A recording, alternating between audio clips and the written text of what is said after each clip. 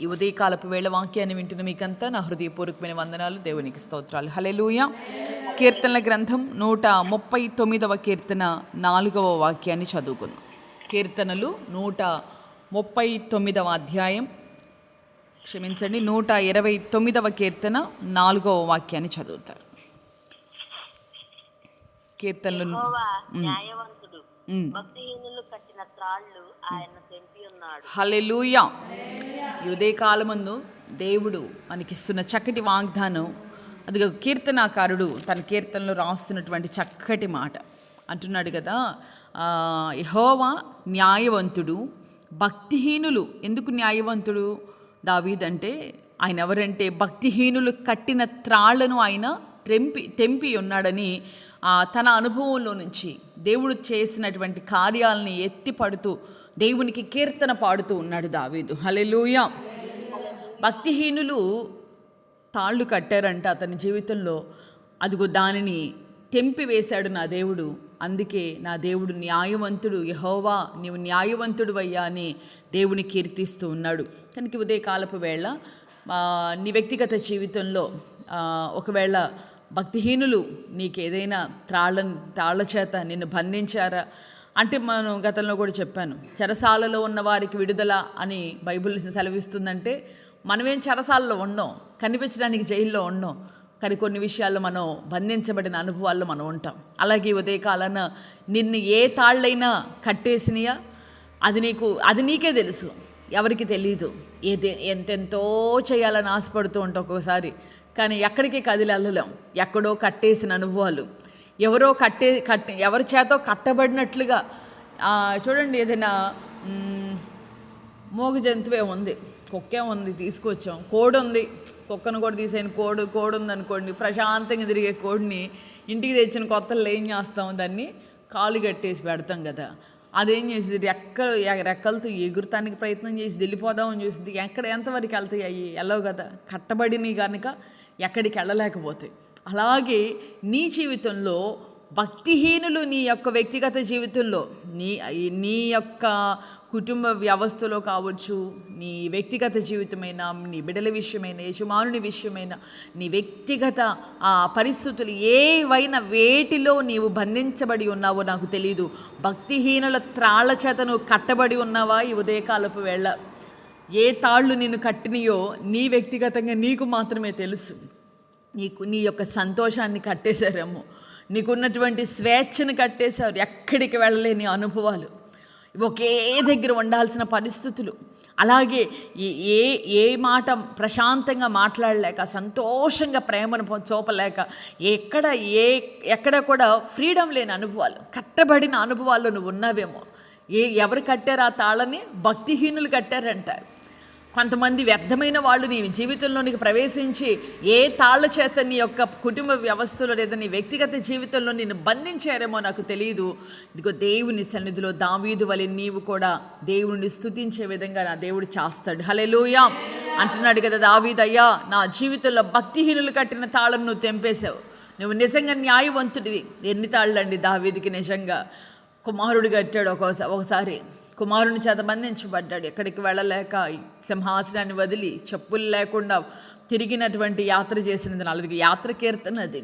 అలాగే సౌలు రాజు చేత, మామ చేత తరమబడిన దినాలు, ఇట్లాగా ఎన్నో మార్లు శత్రువులు, భక్తిహీనుల చేత, ఇంటి వారి చేత ఎన్నోసార్లు బంధించబడిపోయి తాళ్ళ చేత కట్టబడి, మరి ఆ బంధించబడిన అనుభవాల్లో మరి దావీదు దాగుకొని అందరిలాగా ప్రశాంతంగా తిరగలేక దాగుకొని ఇబ్బందులు పడుతున్నటువంటి దావీదు జీవితంలో ఒకానొక దినాన దేవుడు దర్శించినప్పుడు అంటున్నాడు కదా, అయ్యా భక్తిహీనులు నన్ను బంధించారు కానీ నువ్వు ఆ తాళ్ళన్నిటినీ తెంచేసావయ్యా, ఈ రోజున నేను ఎంతో స్వేచ్ఛగా నిన్ను స్తుతించే విధంగా చేసావు, నీవు న్యాయవంతుడివి. హల్లెలూయా, హల్లెలూయా.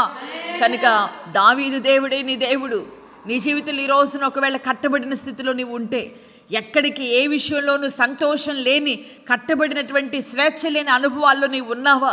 ఈ ఉదయకాలాన్ని దేవుని సన్నిధిలో ఈ వాక్యాన్ని బట్టి విశ్వసించు. నా జీవితంలో కూడా భక్తిహీనులు కట్టిన తాళను తెంచగలవయ్యా, నీవు న్యాయవంతుడివి నా జీవితంలో అని దేవుడిని నువ్వు స్తుతించగలిగితే. నిన్నటి దినాన తల్లి ఏం చేసింది?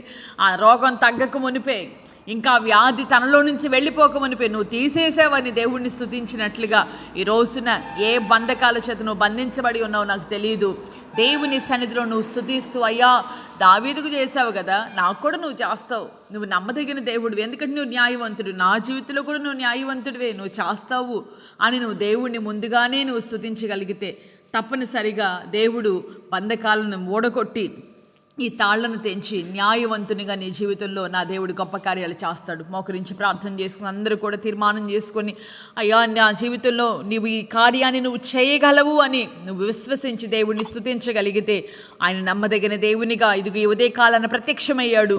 నీ జీవితంలో ఉన్నటువంటి ప్రతి బంధకాన్ని భక్తిహీనులు ఏ తాళ్లతో నిన్ను బంధించారో తెలియదు, దేవుడు సర్వశక్తి కలిగిన దేవుడు. దేవుడిని అడుగు నోరు తెరిచి ప్రతి ఒక్కరు కూడా వ్యక్తిగతంగా ప్రార్థన చేసుకుందాం కొంత సమయం. అయ్యా ప్రతి ఒక్కరు కూడా ఏ బంధకాలు ఏ భక్తిహీనుల చేత నువ్వు కట్టబడి ఏ విషయంలో కూడా సంతోషాన్ని అనుభవించలేక కన్నీళ్లతో కొట్టుమిట్టాడబడుతూ అదిగో ఆ యొక్క నోరు లేని జీవి మనం బంధిస్తే తన యొక్క స్వేచ్ఛను మనం బంధించినప్పుడు అక్కడక్కడే తిరుగుతూ ఎలా స్వేచ్ఛ లేకుండా బంధించబడి వేదన పడుతూ కృంగిపోతూ ఉంటుందో ఈ రోజున అలాంటి స్థితిలో ఉన్నవేమో, కట్టబడిన అనుభవాల్లో కదలలేని స్థితిగతుల మధ్యలో నువ్వు ఒకే దగ్గర ఉంటూ ఎంతో నలిగిపోతూ ఉన్నావేమో, సంతోషమై దరిదాపుల్లోనికి రాక అందరి వలె సంతోషించాలని, అందరి వలె నేను కూడా స్వేచ్ఛగా బ్రతకాలని ఆశిస్తూ కూడా బంధించబడిన అనుభవాల చేత ఒకవేళ నలిగిపోతూ నలగొట్టబడుతూ ఉన్నావా?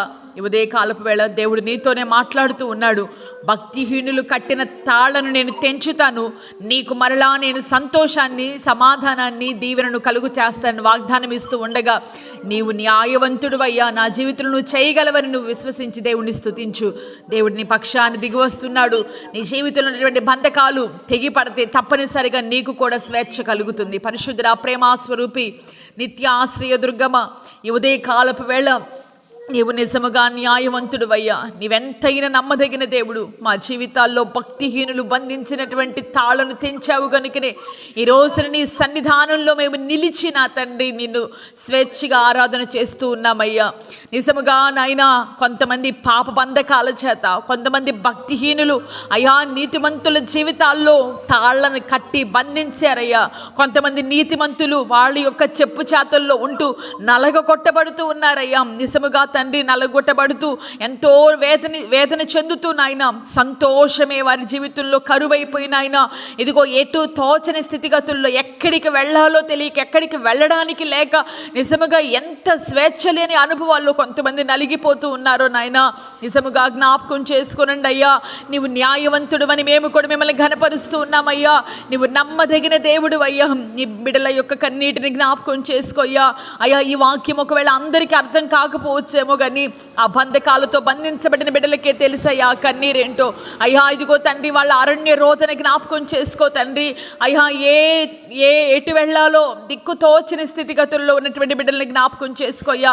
వాళ్ళ కన్నీళ్ళని జ్ఞాపకం చేసుకోని అయినా ఏ బంధకాలు వాళ్ళని బంధించినయో తండ్రి అయ్యా అవి తెంచండి నాయనా, నేను తెంపుదునని మీరు వాగ్దానం చేస్తూ ఉండగా జ్ఞాపకం చేసుకునండి అయ్యా. ప్రతి బంధకము నాయనా యేసు నామములో నాయనా అయ్యా తెంపబడును గాక తండ్రి, నీకు స్తోత్రం. నిశ్చయంగా నీ బిడ్డలకు నాయన స్వేచ్ఛ కలుగును గాక నాయనా, నీకు స్తోత్రం నాయనా.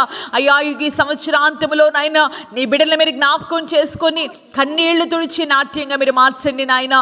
ఇదిగో మా దేవుడు న్యాయవంతుడని, మా జీవితాల్లో భక్తిహీనులు కట్టినటువంటి బంధకాలను ఆయన తెంపి వేశాడని అయ్యా నీ సన్నిధిలో ప్రతి బిడ్డ సాక్షులుగా నిలుచుదురుగాక తండ్రి, నీకు స్తోత్రం నాయనా.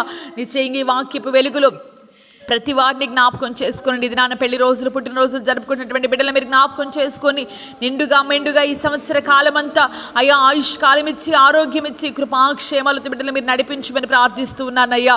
అలాగనే మా ప్రార్థన అవసరం, మా యొక్క ప్రార్థనలు కోరుకుంటూ అయ్యా అవసరాలు తెలియచేసిన ప్రతి బిడ్డను కూడా మీరు జ్ఞాపకం చేసుకొని అయ్యా ఇదిగో నిశ్చయంగా వారి ప్రార్థనలన్నిటినీ కూడా నాయన వారి విన్నపాలను మీరు ఆలకించి అవును ఆమెనని మీరు సమాధానాన్ని మీరు అనుగ్రహిస్తున్నందుకే స్తుతిస్తూ అయ్యా ఈ ప్రార్థనలో ప్రభు ఏకీభవించి ప్రతి బిడ్డల జీవితాల్లో నాయన అయ్యా నిశ్చయంగా సంతోష సమాధానాలు కలుగు చేయమని కోరుకుంటూ యేసు నామములు అడిగి వేడుకొనుచు ఉన్నాను తండ్రి, ఆమేన్. దేవుడు నిశ్చయముగా ఈ దినమంతా మీకు తోడయుండి మీ జీవితాల్లో ఉన్నటువంటి భక్తిహీనులు మిమ్మల్ని కట్టిన భక్తిహీనుల చేత మీరు కట్టబడిన తాళ్లను ఆయన తెంపి మీ జీవితాల్లో గొప్ప నెమ్మది సమాధాన సంతోషాలని ఆ దేవుడు దయచేయునుగాక.